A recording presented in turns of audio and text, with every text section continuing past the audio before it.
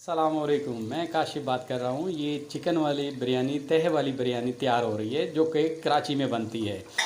और ये तह के लिए ये चिकन बन रहा है, बिरयानी वाला है। और ये पानी बॉयल किया जा रहा है चावल बॉयल करने के लिए।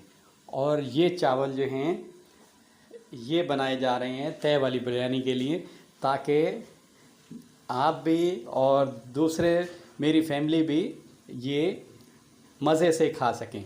ये बम्बई बिरयानी जो कि नेशनल फूड की है, और इसका ये येलो कलर रेडी है बम्बई बिरयानी के लिए। और ये इसका माशाल्लाह से ये चावल का दाना है जो कि आप खाएंगे तो आपको लग पता जाएगा। ये चावल का ये माशाल्लाह लग रही है।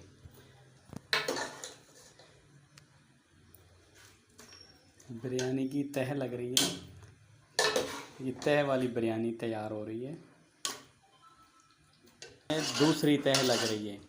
अब इसके ऊपर मज़ीद जो है वो चिकन डाला जाएगा।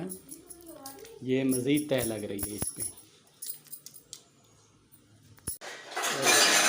बिरयानी रेडी है। अब ये नाजरीन दम पे लगी हुई है बिरयानी, और ये रेडी है और बहुत प्यारी खुशबू है, बहुत प्यारी बनी हुई है। Thank you.